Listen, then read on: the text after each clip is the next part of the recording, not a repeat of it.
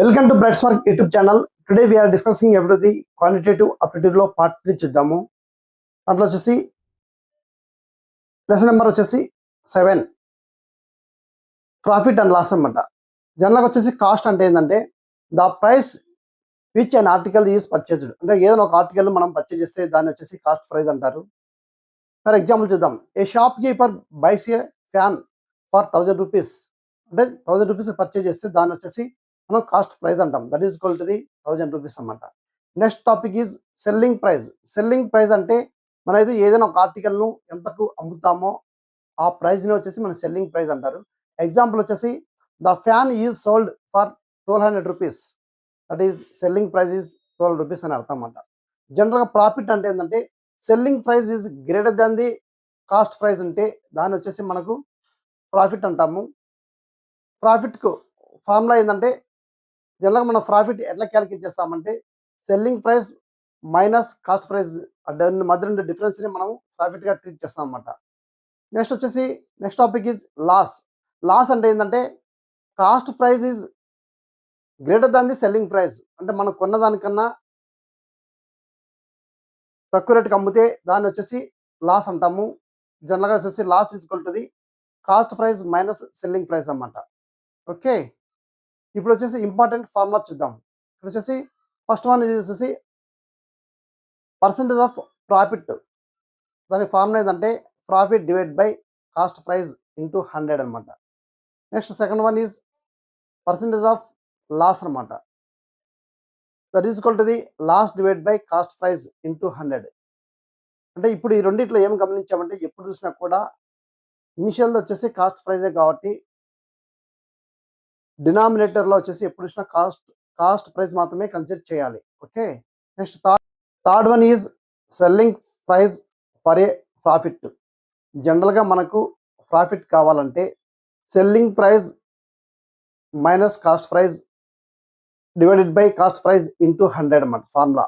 ఆ ఫార్ములా నుంచి మనము సెల్లింగ్ ప్రైస్ తీసుకొస్తే selling price equal to the cost price into 100 plus percentage of profit divide by 100. This is the formula.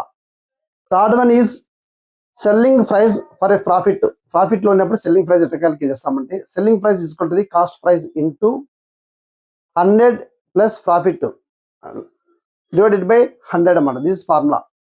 Next selling price for loss ఉన్నప్పుడు selling price ఎట్లా calculate చేయాలంటే selling price equal to the cost price into 100 minus loss percentage divide by 100 అన్నమాట. This is formula. Next shortcuts చూద్దాము. If profit is 20% అయితే selling price కనుక్కోవాలంటే profit అంటే 100% కన్నా greater than ఉంటుంది కాబట్టి అంటే వచ్చిన వాల్యూ కన్నా 20% ఎక్స్ట్రా లాభం వచ్చింది కాబట్టి 1.2 ఇంటూ కాస్ట్ ప్రైస్ అన్నమాట. అప్పుడు వచ్చేసి మనకు సెల్లింగ్ ప్రైస్ వస్తుంది. ఓకే, నెక్స్ట్ వచ్చేసి ఇఫ్ లాస్ వచ్చినప్పుడు మనము సెల్లింగ్ ప్రైస్ ఎట్లా క్యాలిక్యులేట్ చేస్తామంటే లాస్ వచ్చేసి 10% వచ్చినప్పుడు selling price equal to loss కాబట్టి యాక్చువల్ వాల్యూ నుంచి ఎంత లాస్ అయిందో దాన్ని తీసేయాలన్నమాట. తీసేసినప్పుడు 100 మైనస్ 10 ఈక్వల్ టు 90%. దాని వచ్చేసి 0.9 అంటారు. 0.9 ఇంటూ కాస్ట్ ప్రైస్ చేస్తే మనకు సెల్లింగ్ ప్రైస్ ఎట్ లాస్లో వస్తుందన్నమాట. నెక్స్ట్ షార్ట్ కట్ ఏంటంటే ఇక్కడ రిమైండర్ గుర్తుపెట్టుకోండి. ఎప్పుడైనా మనము ప్రాఫిట్ క్యాలిక్యులేట్ చేయాలంటే ప్లస్ యూజ్ చేయాలి, అది వచ్చేసి లాస్ క్యాలిక్యులేట్ చేయాలంటే మైనస్ యూజ్ చేయాలి. అలాగే వచ్చేసి ఈ క్యాలిక్యులేషన్లో ఎప్పుడు చూసినా కూడా మనం వచ్చేసి కాస్ట్ ప్రైస్ మాత్రమే తీసుకోవాలి, సెల్లింగ్ ప్రైస్ ఎట్టి పరిస్థితుల్లో తీసుకోవద్దు. Okay, A shop keeper bought a pen for 50 rupees and sold it for 60 rupees. Find the profit. ఆ రెండింటి మధ్య డిఫరెన్స్ని వచ్చేసి మనము ప్రాఫిట్ అనుకుంటాము. అంటే కొన్నదానికన్నా ఎక్కువగా అమ్ముకుంటే వచ్చిన అంటే మార్జిన్నే మనము ప్రాఫిట్ అంటాం. ఇక్కడ వచ్చేసి 60 మైనస్ 50 ఈక్వల్ టు 10 రూపీస్. ఇచ్చిన వాటిలో C is the answer. Next question number 2. Cost price is 400, selling price is 500. Profit percentage అన్నమాట. ప్రాఫిట్ను పర్సెంటేజ్ అనుకోమన్నారు. జనరల్గా వచ్చేసి మనకి ఎంత ప్రాఫిట్ వచ్చిందో ఆ profit divided by cost price చేస్తే ఇంటూ 100 వేస్తే మనకు పర్సెంటేజ్ ప్రాఫిట్ వస్తుంది. ఇక్కడ ప్రాఫిట్ ఫస్ట్ క్యాలిక్యులేట్ చేద్దాము. 500 మైనస్ 400 ఈక్వల్ టు 100 వస్తుంది ప్రాఫిట్. దాన్ని డివైడ్ బై కాస్ట్ ప్రైస్ చేస్తాము. ఇక్కడ కాస్ట్ ప్రైస్ వచ్చేసి 400 ఇంటూ 100 వేస్తే మనకి ఫైనల్గా వచ్చేసి 25%. ఇచ్చిన వాటిలో B is the answer. Next question number 3. Shirt cost వచ్చేసి 800 రూపీస్ అండ్ ఈ సోల్డ్ వచ్చేసి 700 rupees. Percentage of loss calculate చేయమని చెప్పారన్నమాట. మనం వచ్చేసి సేమ్ ఫార్ములా. అక్కడ వచ్చేసి ప్రాఫిట్ తీసుకున్నాము, ఇక్కడ వచ్చేసి లాస్ తీసుకుంటాము. డివైడెడ్ బై కాస్ట్ ప్రైస్ చేసి ఇంటూ 100 వేస్తే మనకు ఆన్సర్ వస్తుంది అనమాట. ఇక్కడ వచ్చి లాస్ ఎంత ఉందంటే 800 మైనస్ 720 80 రూపీస్ అనమాట. ఆ loss divided by cost price into 100 వేస్తే 80 divide by 800 into 100 that is 10% is the answer. ఇచ్చిన వాటిల్లో B is the answer. Next question number 4. Cost price is equal 600, profit is equal 20%, find the selling price అన్నమాట. ఇప్పుడు ఈ విధంగా ఇది ఎట్లా కనుక్కుంటాం అంటే క్వశ్చన్ నెంబర్ 2లో వచ్చేసిన ప్రాబ్లం బేస్ చేసుకొని మనము అక్కడి నుంచే మనము క్యాలిక్యులేట్ చేయొచ్చు ఫార్ములాను. జనరల్గా ఇక్కడ ఫార్ములా ఏంటంటే selling price is equal to the cost price into profit. కంటే ప్రాఫిట్ అంటే 100% మనకు నార్మల్ కాస్ట్ అనుకుంటే దానికన్నా 20% ఎక్స్ట్రా వచ్చింది కాబట్టి 120 డివైడెడ్ బై 100 వేస్తే మనకు వచ్చేసి టోటల్గా వచ్చేసి 720 రూపీస్ వస్తుంది అన్నమాట. సెల్లింగ్ అంతకు మనం వచ్చేసి కొనింది వచ్చేసి 600కు, అమ్మింది వచ్చేసి 720కి. సో మనకు ప్రాఫిట్ వచ్చేసి 120 రూపీస్. ఇక్కడ వచ్చిన ఆన్సర్లలో B is the answer. Next question number 5.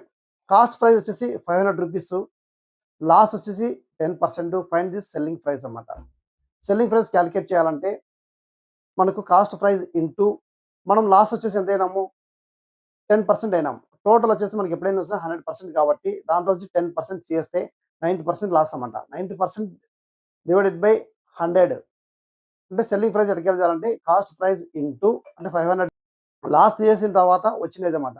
అంటే 90 divided by 100 that is equal to the 450. ఇచ్చిన 6. A trader buys a watch for 2000 rupees and sells it for a 2400 rupees. Calculate the percentage profit అన్నమాట. ఇక్కడ percentage profit కాబట్టి మనకు వచ్చేసి మనకు percentage profit formula తెలుసు. Profit divided by cost price into 100 that is equal అని submit చేస్తే మనకు 20% వస్తుంది. Here C is the answer. Question number 7. an article is sold for 900 rupees at a loss of 10%, find the cost price. మనకి ఇక్కడ వచ్చేసిన formula ఎలా వస్తుందంటే standard formula నుంచి మనము తీసుకుంటాము. జనరల్గా వచ్చేసి ఇప్పుడు వచ్చేసి మనకు కాస్ట్ ప్రైస్ కావాలనుకుంటే మనం sold price into 100 divided by 100% నుంచి లాస్ 10% చేస్తే 90% వస్తుందన్నమాట. సో 900 ఇంటూ 100 డివైడెడ్ బై 90 చేస్తే మనకు 1000 రూపీస్ వస్తుంది. ఇచ్చిన వాటిల్లో B is the answer. Next question number 8. an article is sold for 1200 rupees at a profit of 20%, find the cost price. మనకి ఇక్కడ కూడా కాస్ట్ ప్రైస్ క్యాలిక్యులేట్ చేయాలంటే sold price into 100 divided by 20% profit కాబట్టి అంటే normal 100 కన్నా ఎక్కువ కాబట్టి 120%. 100 plus 20% కాబట్టి 120 అన్నమాట. క్యాలిక్యులేట్ చేస్తే లాస్ట్ వచ్చేసి 1000 రూపీస్ వస్తుంది. ఇచ్చిన వాటిలో C is the answer. Next question number 9. A trader purchase an article for 750 rupees and sales it for 900 rupees, find the profit. Profit అంటే పర్సంటేజ్ ఇక్కడ వచ్చేసి మనకు వచ్చేసి ప్రాఫిట్ వచ్చేసి ఓన్లీ 900 మైనస్ 750 150 రూపీస్. ఇచ్చిన వాటిలో C is the answer. Question number 10. Cost price is equal to 1500 rupees, selling price వచ్చేసి 1350. Loss percentage calculate చేయాలన్నమాట. Loss percentage equal to the loss divide by cost price into 100. ఇచ్చిన values అని submit చేస్తే మనకు 10% వస్తుంది. ఇచ్చిన వాటిలో C is the answer. A book is bought for a 240 rupees and sold for 300 rupees, profit యొక్క percentage అన్నమాట. ప్రాఫిట్ యొక్క పర్సంటేజ్ క్యాలిక్యులేట్ చేయాలంటే profit divided by cost price into 100. Cost వచ్చేసి ఇక్కడ ప్రాఫిట్ వచ్చేసి 300 minus 240 is equal 60 divide by cost price 240 into 100 that is equal 25%. ఇచ్చిన వాటిలో B is the answer. Next question number 12. an article cost is 900 rupees is sold for 810 rupees, loss percentage calculate చేయండి అనమాట. జనరల్గా మనకు తెలిసిన ఫార్ములానే loss divide by cost price into 100. Loss ఎంత అంటే మనకు వచ్చేసి 900 minus 810 is equal 90 divide by 900 into 100 that is equal 10%. ఇచ్చిన వాటిలో B is the answer. Question number 13. an article is sold at 25% profit for 625 rupees, find the cost price. ఇక్కడ వచ్చేసి మన profit వచ్చి 25% ఇచ్చారు, సోల్డ్ ప్రైస్ వచ్చేసి 620 ఇచ్చారు, కాస్ట్ ప్రైస్ కనుక్కోమని చెప్పారన్నమాట. మనకు కాస్ట్ ప్రైస్ కనుక్కోవాలంటే sold price into 100 divided by మనం మార్జిన్ ఎంత వచ్చింది అనమాట. 100% మార్జిన్ అనుకుంటే దానికన్నా 25% ఎక్స్ట్రా వచ్చింది కాబట్టి డివైడెడ్ బై 125% అనమాట. క్యాలిక్యులేట్ చేస్తే 500. ఇచ్చిన వాటిల్లో B is the answer. Question number 14. A trader gains 15% by selling a product for 920 rupees. ఇక్కడ వచ్చేసి డైరెక్ట్ ప్రాఫిట్ అని ఇవ్వకుండా గెయిన్ ఇచ్చాడనమాట 15% అని చెప్పేసి. Gain means it is a profit. Selling price వచ్చేసి 920 ఇచ్చారు. Find the cost price. Same పై ఫార్ములా లాగే మన కాస్ట్ ప్రైస్ కనుక్కుంటే 800 రూపీస్ వస్తుంది. ఇప్పుడు ఇచ్చిన వాటిలో C is the answer. Next 15th one. A shop keeper buys an article for 2,400 rupees and sells it for 2,760 rupees. Profit percentage calculate చేయమంట. మనకు profit percentage equal to profit divided by cost price into 100.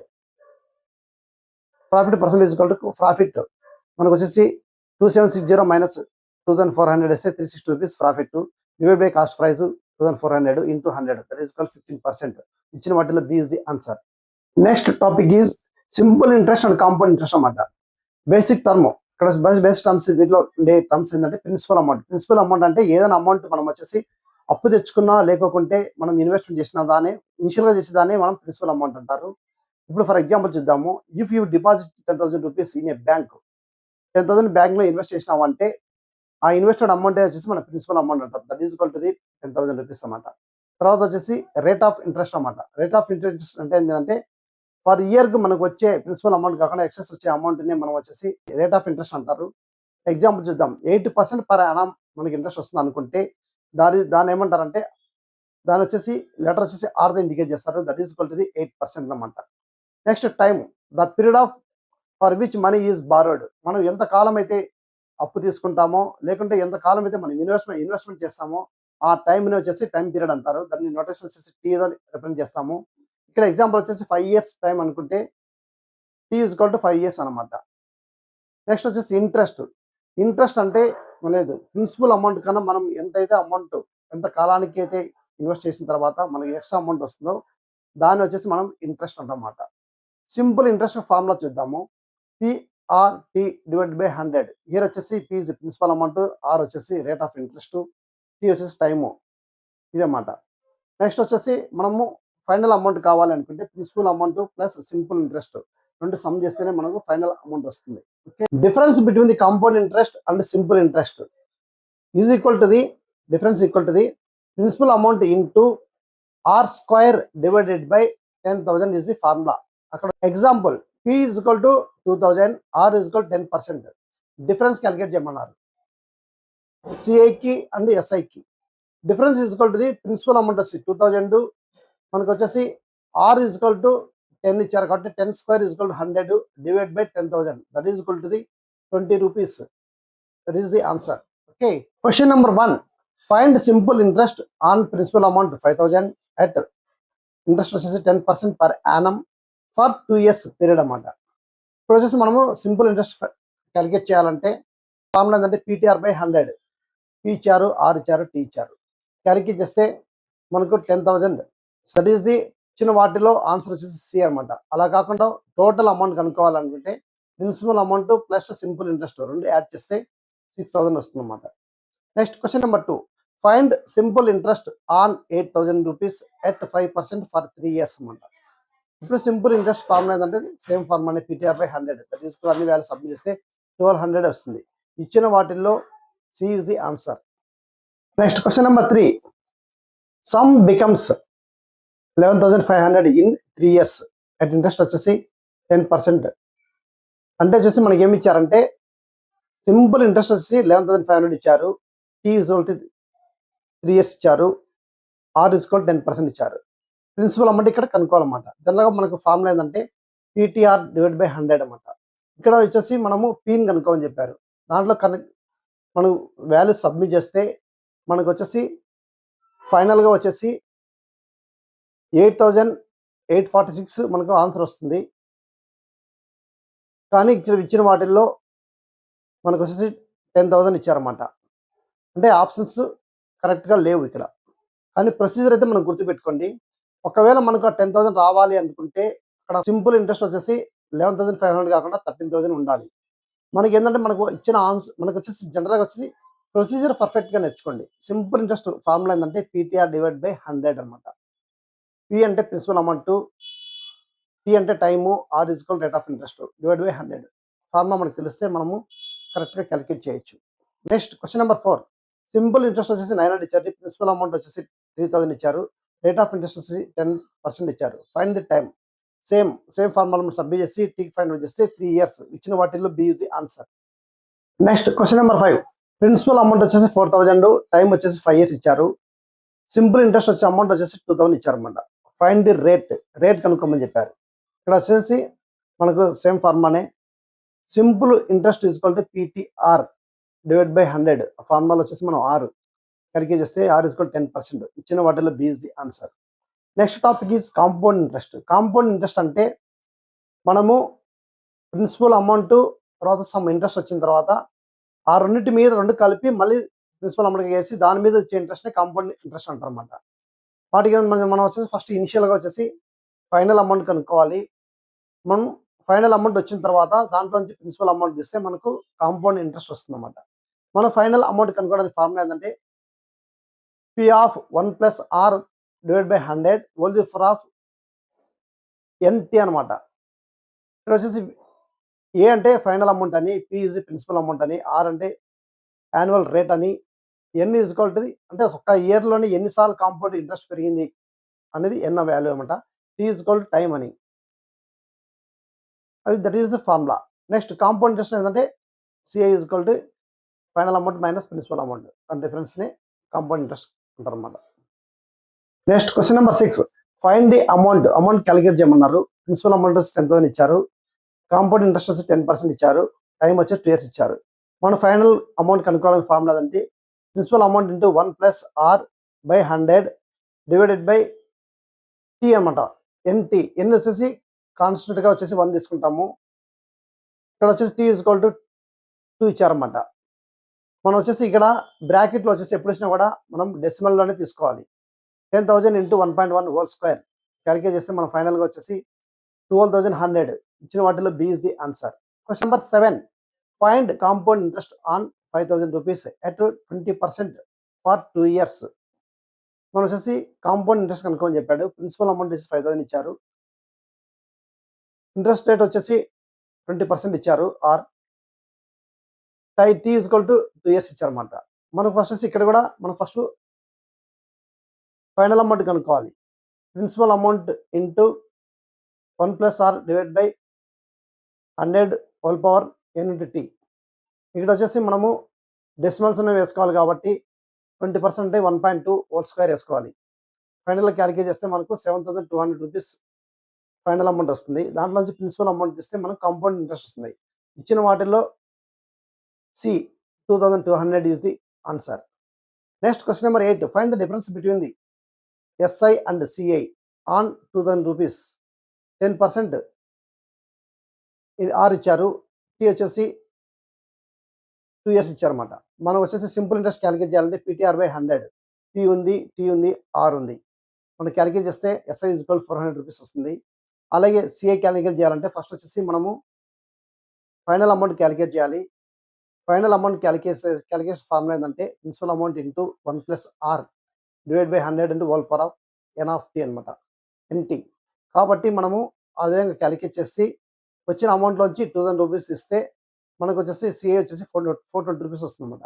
వాళ్ళు వచ్చేసి difference అడిగారు కాబట్టి ఇక్కడ వచ్చేసి మనకు difference వచ్చేసి 400, 420 రెండు మధ్య డిఫరెన్స్ వచ్చేసి 20 రూపీస్. ఇచ్చిన వాటిలో బి ఇస్ ది ఆన్సర్. అంటే మనకు ఫస్ట్ వచ్చి సింపుల్ ఇంట్రెస్ట్ క్యాలిక్యులేట్ చేయాలి, తర్వాత వచ్చేసి compound interest calculate. Compound interest calculate అంటే ఫైనల్ అమౌంట్ క్యాలిక్యులేట్ చేసి దానిలో ప్రిన్సిపల్ అమౌంట్ చేస్తేనే వచ్చింది కాంపౌండ్ ఇంట్రెస్ట్ అనమాట. Okay. Number 9, A some doubles in 10 years under simple interest, find the rate. అంటే వచ్చేసి సమ్ డబల్ అయిందంటే ప్రిన్సిపల్ అమౌంట్ పక్కన చేస్తే మళ్ళీ ప్రిన్సిపల్ అమౌంట్ అయింది అనమాట. ఇప్పుడు వచ్చేసి simple interest equal to P అనమాట. మనం వచ్చేసి జనరల్గా ఎస్ఐ ఫార్ములా ఏంటంటే PTR by 100. ఇక్కడ వచ్చేసి ఎస్ఐ ఈక్వల్ టు పి అయింది, ఇటుపక్క వచ్చేసి PTR by 100. ఇటువైపు అటువైపు పీపీ క్యాన్సిల్ చేస్తే మనము టీ ఈక్వల్ టు ఇచ్చారు, మనకు 100 ఆల్రెడీ ఉంది, 500 చేయాల్సింది ఆర్. అలా క్యాలిక్యులేట్ చేస్తే మనం ఆర్ ఈక్వల్ టు 10% వస్తుంది అన్నమాట. ఓకే, ఇట్లాంటివి గుర్తుపెట్టుకొని very very important. Next question number 10, simple interest on principal amount 12,000 at 15% rate of interest for 4 years అనమాట. మనం డైరెక్ట్ సబ్మిషన్ చేస్తే మన ఫైనల్గా వచ్చేసి 7,200. ఇచ్చిన వాటిలో C is the answer. Previous ఎగ్జామ్స్లో వచ్చిన క్వశ్చన్ చూద్దాము. 11th one, find simple interest on principal amount వచ్చేసి 9,000, 8% ఆర్ ఇచ్చారు, టీ వచ్చేసి 5 years ఇచ్చారు. మనకి సింపుల్ ఇంట్రెస్ట్ ఫార్ములాలో క్యాలిక్యులేట్ చేస్తే ఇన్సర్ట్ చేస్తే ఫార్ములా ఇంప్లిమెంట్ చేస్తే మన ఫైనల్గా వచ్చేసి 3,600. ఇచ్చిన వాటిలో C is the answer. Question number 12, a amount is 15,600 rupees, P is equal to 12,000. Find simple interest అనమాట. సింపుల్ ఇంట్రెస్ట్ క్యాలిక్యులేట్ చేయాలంటే ఫైనల్ అమౌంట్ నుంచి ప్రిన్సిపల్ అమౌంట్ చేస్తే వచ్చింది సింపుల్ ఇంట్రెస్ట్ అనమాట. ఇక్కడ వచ్చేసి C is the answer, 3,600 is the answer. Next question number 13. Find compound interest on 8,000 rupees principal amount at 10% R ఇచ్చారు. Time వచ్చేసి 2 years ఇచ్చారు అనమాట. ఇప్పుడు మనము కాంపౌండ్ ఇంట్రెస్ట్ క్యాలిక్యులేట్ చేయాలంటే ఫస్ట్ వచ్చేసి ఫైనల్ అమౌంట్ కనుక్కోవాలి. Principal amount into 1 plus R by 100 whole square T అనమాట. ఇక్కడ వచ్చేసి మనం డైరెక్ట్గా వచ్చేసి మనకి ఇచ్చిన ప్రాబ్లంలో 10% ఇచ్చారు కాబట్టి 1.5 whole square is equal to 1.21. మనం డైరెక్ట్గా వచ్చేసి మనం స్క్వేర్ చేసి డైరెక్ట్గా వాల్యూ ఇచ్చేసాను. ఇక్కడ 8,000 into 1.21 is equal to the 9,680 rupees వచ్చిందన్నమాట. మనం కాంపౌండ్ ఇంట్రెస్ట్ క్యాలిక్యులేట్ అంటే అమౌంట్ నుంచి ప్రిన్సిపల్ అమౌంట్ చేస్తే ఫైనల్గా వచ్చేసి 1680. ఇచ్చిన వాటిలో B is the answer. Next question number 14. Principal amount వచ్చేసి 20,000 ఇచ్చారు. రేట్ వచ్చేసి 5% ఇచ్చారు. టైం వచ్చేసి 3 years ఇచ్చారు. ఫైండ్ సింపుల్ ఇంట్రెస్ట్ అనమాట. Simple interest formula PTR by 100 అయితే సబ్మిట్ చేస్తే మనకు 3,000 వస్తుంది. ఇచ్చిన వాటిలో B is the answer. Question number 15. Compound interest on principal amount 10,000 at R is equal to 20% for T is equal to 2 years అనమాట. ఇక్కడ అంతే మనకు కాంపౌండ్ ఇంట్రెస్ట్ క్యాలిక్యులేట్ చేయాలంటే ఫస్ట్ ఫైనల్ అమౌంట్ కనుక్కోవాలి. ఫైనల్ అమౌంట్ అంటే మనం డైరెక్ట్గానే ఇక్కడ సబ్మిట్ చేసాం అనమాట. 1.2 whole square is equal to 1.44 వస్తుంది. అందుకు కాబట్టి 10,000 ఇంటూ 1.44 క్యాలిక్యులేట్ చేస్తే 14,400 అమౌంట్ వస్తుంది. దాంట్లో ప్రిన్సిపల్ అమౌంట్ చేస్తే ఫైనల్గా వచ్చేసి మనకు 4,400. ఇచ్చిన వాటిలో C is the answer. Next topic is time and work అన్నమాట. దీన్ని రిలేటెడ్ కాన్సెప్ట్ అనే ప్రాబ్లం చూద్దాము. ఫస్ట్ బేసిక్ కాన్సెప్ట్ ఏంటంటే వర్క్ కావాలంటే ఒక వ్యక్తి యొక్క ఎఫిషియన్సీ ఇంటూ టైం అనమాట. దట్ ఈస్ ది వర్క్ అంటారు అనమాట. ఇది మోస్ట్ ఇంపార్టెంట్ ఫార్ములా. ఇక్కడ వచ్చేసి మనం ఒకవేళ వర్క్ అనేది ఫిక్స్డ్ అయిపోతే efficiency is equal to the 1/time అనమాట. అంటే రెండు యూనివర్సల్లీ ప్రపోర్షనల్ ఉంటాయి. ఎఫిషియన్సీ అనేది ఎక్కువగా ఉంటే ఒక వ్యక్తి ఎవరైనా కూడా తక్కువ టైంలో వర్క్ చేస్తారు. అదే ఎఫిషియన్సీ తక్కువగా ఉంటే ఎక్కువ టైం తీసుకుంటారు. ఓకే, నెక్స్ట్ ఇక్కడ ఒక ప్రాబ్లం చూద్దాము. If A person completes work in X days, అంటే ఒక ఎక్స్ డేస్లో కంప్లీట్ చేశాడు. ఆయన ఫర్ డేలో ఎంత క్యాలిక్యులేట్ చేస్తాడంటే 1/x ఇస్ ది ఫార్ములా. ఇక్కడ రాంగ్గా పడింది. 1/x is the 1 day work అనమాట. ఓకే, షార్ట్ కట్లో వచ్చేసి 2 చూద్దాము. 2 persons వర్కింగ్ టుగెదర్, ఇద్దరు పర్సన్స్ కలిసి పని చేసినప్పుడు మన ఫార్ములా ఏంటంటే AB divided by A+B formula అనమాట. ఇక్కడ క్వశ్చన్ ఫార్ములా వచ్చేసి రాంగ్గా పడింది. నేను మళ్ళీ కరెక్షన్ చేస్తాను అనమాట. వేరి క్యాపిటల్ ఏ అనే వ్యక్తి వచ్చేసి వర్క్ను వచ్చేసి స్మాల్ ఏ డేస్లో కంప్లీట్ చేశారు. బి అనే వ్యక్తి వచ్చేసి స్మాల్ బి డేస్లో కంప్లీట్ చేసినప్పుడు ఆ ఫార్ములా అంట AB divided by A+B formula. ఇప్పుడు ఎగ్జాంపుల్ చూద్దాం. 12 days and 18 days time together. A అనే వ్యక్తి 12 days కంప్లీట్ చేశాడు. బి అనే వ్యక్తి 18 days కంప్లీట్ చేశారు. అప్పుడు ఇద్దరు కలిసి ఎంత టైంలో కంప్లీట్ చేస్తారు అంటే మనకు వచ్చేసి ఫార్ములా ఏంటంటే A into B divide by A+B formula ప్రకారము 12 into 18 divided by 12 plus 18 వేస్తే 216 divided by 30 that is equal to 7.2 days అనమాట. ఇద్దరు కలిసి 7.2 daysలో కంప్లీట్ చేస్తారన్నమాట. నెక్స్ట్ షార్ట్ కట్ ఏంటంటే if efficiency is doubled, efficiency ఎప్పుడైనా డబల్ అయినప్పుడు టైం ఎలా ఉంటుందంటే మనం ఎఫిషియన్సీ అండ్ టైం వచ్చేసి యూనివర్సల్లీ ప్రపోర్షనల్ కాబట్టి ఎఫిషియన్సీ డబల్ అయితే టైం వచ్చేసి ఆఫ్ అవుతుంది. అదే కానీ ఎఫిషియన్సీ 3 times అయితే టైం వచ్చేసి 1/3 అవుతుంది. ఇది వచ్చేసి యూనివర్సల్లీ ప్రపోర్షనల్ కాబట్టి అలా జరుగుతుంది. ఇది మనము ఈజీగా గుర్తుపెట్టుకోవాలి. నెక్స్ట్ షార్ట్ కట్ నెంబర్ 4 అనమాట. For men, women and machines ఇవన్నీ వర్క్ చేస్తున్నప్పుడు men into days is equal to ఎప్పుడు ఇచ్చినట్టు కాన్స్టెంట్ అనమాట. When each worker has the same efficiency, అంటే ప్రతి ఒక్క వ్యక్తి సేమ్ ఎఫిషియన్సీతో క్యాలిక్యులేట్ వర్క్ చేస్తున్నాడు అన్నప్పుడు మెన్కైనా ఉమెన్కైనా ఎవరికైనా వచ్చేసి ఇంటూ డేస్ క్యాలిక్యులేట్ చేస్తే కాన్స్టెంట్ అన్నమాట. Okay, next question number 1. A can complete work in 20 days. In how many days can he completes half of the work. Half of the work ఎప్పుడు complete చేస్తాడు అంటే work into half of the work అన్నమాట. ఇప్పుడు 20 into 1/2 వేస్తే 10 days వస్తుంది. ఇచ్చిన వాటిలో B is the answer. Next question number 2. A can finish work in 12 days. What fraction of work does he completed in 1 day. 1 dayలో ఎంత వర్క్ కంప్లీట్ చేస్తాడంటే మనకు వచ్చేసి 1 డివైడెడ్ బై టోటల్ డేస్ అనమాట. That is equal to 1/12. ఇచ్చిన వాటిల్లో B is the answer. Next question number 3. A completes a work in 10 days, B completes the same work in 15 days. వాళ్ళిద్దరు కలిసి ఎంత టైంలో కంప్లీట్ చేస్తారు ఆ వర్క్ అన్నప్పుడు మనం ఏం చేయాలంటే ఏ అనే వ్యక్తి 1 డేలో ఎంత వర్క్ చేస్తాడని క్యాలిక్యులేట్ చేయాలన్నమాట. దట్ ఈస్ ఈక్వల్ టు 1/10 అన్నమాట. బి వర్క్ వచ్చేసి 1/15. ఒక రోజులో వచ్చేసి 1/15 వర్క్ చేస్తాడనమాట. ఇద్దరు కలిసి చేసినప్పుడు ఎంత వర్క్ కంప్లీట్ చేస్తారంటే ఏలో 1 డేలో చేసిన వర్క్ బిలో 1 డేలో చేసిన వర్క్ సమ్ చేయాలన్నమాట. That is equal to 1/10 plus 1/15. ఈ రెండింటిని సమ్ చేసినప్పుడు మనం వచ్చేసి 15కు 10కు ఎల్సిఎం కడితే మనకు వచ్చేసి 30 వస్తుంది. 30 కింద డినామినేటర్లో 30 వస్తుంది. ఆ 30 వచ్చేసి మనం 10తో డివైడ్ చేస్తే ఇక్కడ వచ్చేసి పైన వచ్చేసి 3 వస్తుంది. అలాగే 15తో డివైడ్ చేస్తే 2 వస్తుంది. That is equal to 3 + 2 divide by 30. That is equal 5/30. That is equal 1/6 అన్నమాట. అంటే వాళ్ళిద్దరు కలిసి 1/6 వరకు కంప్లీట్ చేస్తారన్నమాట. ఇద్దరు కలిసి ఎన్ని రోజులు కంప్లీట్ చేస్తారంటే 6 days is the answer. Next question number 4. A completes a work in 8 days, B completes it work in 24 days. Together they take అనమాట. ఇప్పుడు వచ్చేసి ఏ ఒక రోజులో ఎంత చేస్తాడంటే 1/8, బి ఒక రోజులో ఎంత చేస్తాడంటే 1/24 అనమాట. ఇక్కడ వచ్చేసి 8కు 24 ఎల్సిఎం కడితే 24 వస్తుంది. 24 వచ్చిన తర్వాత మనం వచ్చేసి మనం ఎల్సిఎం ప్రకారం చేస్తే 4/24 వస్తుంది. That is equal to 1/6. అంటే 6 daysలో కంప్లీట్ చేస్తారన్నమాట. ఇప్పుడు ఇచ్చిన వాటిలో B is the answer. Next question number 5. A can do work in 15 days, B is 3 times as efficient as A. అంటే ఏ కన్నా బి వచ్చేసి 3 times ఎఫిషియెంట్గా ఉన్నాడనమాట. B alone will complete the work in. మనకు ఫార్ములా ఏంటంటే ఎఫిషియెంట్ డబుల్ అయినప్పుడు time అనేది ఆఫ్ అవుతుంది. అలాగే ఎఫిషియెంట్ 3 times అయినప్పుడు టైం వచ్చేసి 1/3 అవుతుంది అనమాట. ఆ విధంగా వచ్చేసి మనకు 15 days ఇచ్చారు. 15 days టైం ఇచ్చినప్పుడు దాని 3 times ఎఫిషియెంట్ పెరిగింది కాబట్టి ఇచ్చిన టైము డివైడెడ్ బై ఇచ్చిన టైము ఇంటూ 1/3 వేస్తే మనకు 5 days వస్తుంది. ఇచ్చిన వాటిలో B is the answer. Next question number 6. A is twice as efficient as B. A అనేవాడు బి కన్నా ఎఫిషియంట్ అనమాట.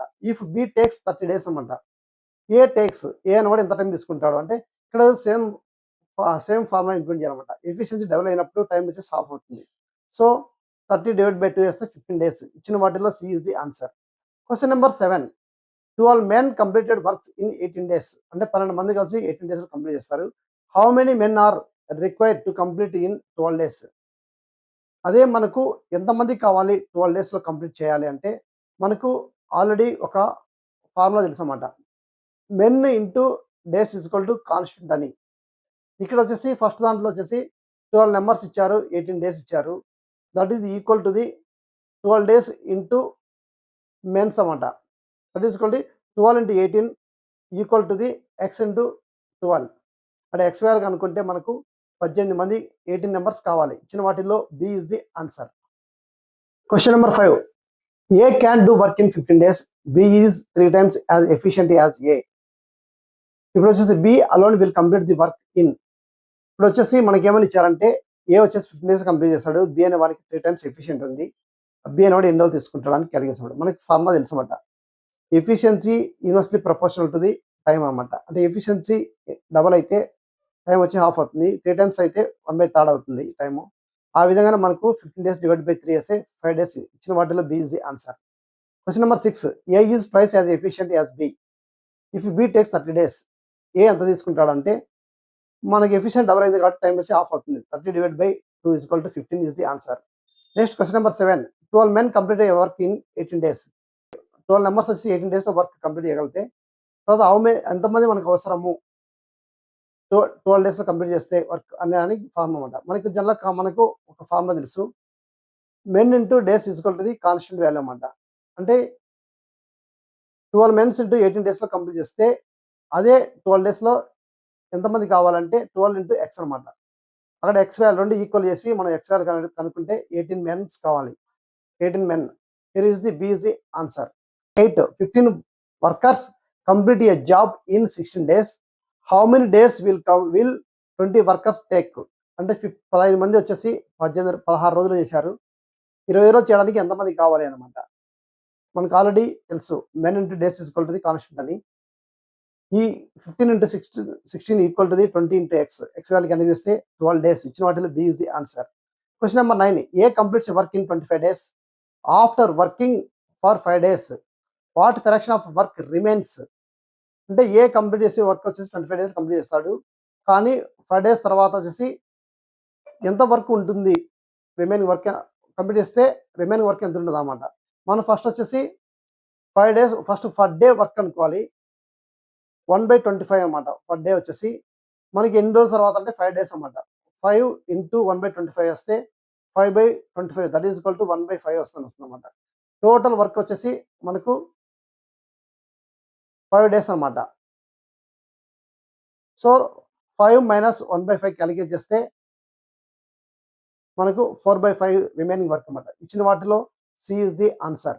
Next question number 10, A completes work in 30 days B completes it in 20 days together they take. A 30 days complete చేస్తే B 20 days complete చేస్తే ఇద్దరు కలిసి ఎంత రోజులు complete చేస్తారంటే ఏ ఒక రోజులో ఎంత చేస్తారంటే 1/30, బి వచ్చేసి 1/20. రెండు తీసుకుంటే రెండింటికి ఎల్సిఎం కడితే కింద డినామినేటర్లకు ఎల్సిఎం వచ్చేసి 30 వస్తుంది. మనకు ఫైనల్గా వచ్చేసి 1/12 వస్తుంది అన్నమాట. అంటే 12 డేస్లో కంప్లీట్ చేస్తారు. Here B is the answer. A completes work in 18 days B in 36 days. ఇద్దరు కలిసి ఎన్ని రోజులు కంప్లీట్ చేస్తారంటే ఏ ఒక రోజు కంప్లీట్ చేసే వర్క్ ఏంటంటే 1/18, బి వచ్చేసి 1/36. రెండు ఎల్సిఎం తీసుకొని మనం ఫైనల్ క్యాలిక్యులేట్ చేస్తే 1/12 వస్తుంది. That is equal to 12 days. ఇచ్చిన వాటిలో B is the answer. Question number 12, A B together finish work in 8 days. ఇద్దరు కలిసి 8 డేస్లో కంప్లీట్ చేస్తారు. ఏ వచ్చేసి 25 డేస్ తీసుకుంటే బి ఎన్ని రోజులు తీసుకుంటాడు అన్నమాట. ఇప్పుడు మనం వచ్చేసి జనరల్గా వచ్చేసి ఏ ఒక రోజులో చేసే వర్క్ వచ్చేసి 1/24 అన్నమాట. మనము బి తీసుకునే వర్క్ ఎంతంటే ఎక్స్ అనుకుంటే plus 1/x that is equal to the ఇద్దరు కలిసి చేసే వర్క్ వచ్చేసి ఒక రోజున వచ్చేసి 1/8. దానికి ఈక్వల్ చేసి మనం ఫైనల్ క్యాలిక్యులేట్ చేస్తే మనకి 1/12 వస్తుంది.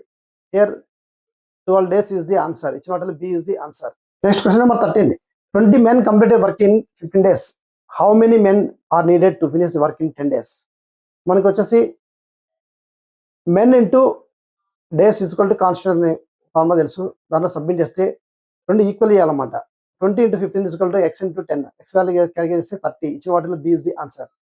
Next question number 14, A can complete work in 16 days B is twice as efficient B alone requires. మనకు ఎఫిషియంట్ టైంకి రిలేషన్ వచ్చేసి ఇన్వర్స్లీ ప్రపోర్షనల్ టు. ఇప్పుడు వచ్చేసి వర్క్ వచ్చేసి ఎఫిషియంట్ వచ్చేసి డబల్ అయింది. వర్క్ టైం ఎంత అవుతుంది అంటే హాఫ్ అవుతుంది. 16/2 ఈక్వల్ టు 8 డేస్. ఇచ్చిన వాటిలో B is the answer. Question number 15, A takes 24 days B takes 12 days working together they can. A 24 days తీసుకుంటాడు, బి వచ్చేసి 12 డేస్ తీసుకుంటాడు. ఇద్దరు కలిసి ఎన్ని రోజులు తీసుకుంటారంటే ఏ ఒక రోజు కంప్లీట్ చేసే వర్క్ వచ్చేసి 1/24, బి వచ్చేసి 1/12. రెండింటికి 24కు 12కు ఎల్సిఎం కడితే 24 వస్తుంది. మనం అలా సింప్లిఫై చేస్తే లాస్ట్ 1/8 వస్తుంది అన్నమాట. That is equal to the 8 days. ఇచ్చిన వాటిలో B is the answer. Hi friends, ఇక్కడ వచ్చేసి మనకు ఈచ్ టాపిక్ వైజ్ మీకు హోంవర్క్ ఇచ్చాను.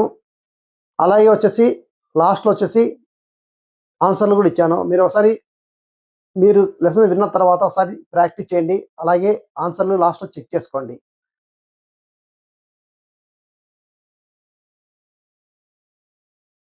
Thank you friends. మీకు ఈ ఇన్ఫర్మేషన్ వస్తే లైక్ చేయండి. అలాగే ఇట్లాంటి ఇన్ఫర్మేషన్ ఎవరికైనా మీ ఫ్రెండ్స్ కానీ ఫ్యామిలీ మెంబర్ కానీ యూజ్ అవుతుంటే వాళ్ళకి ఫార్వర్డ్ చేయండి. అలాగే ఇలాంటి కంటెంట్ కోసం నా ఛానల్ సబ్స్క్రైబ్ చేయండి. Thank you friends.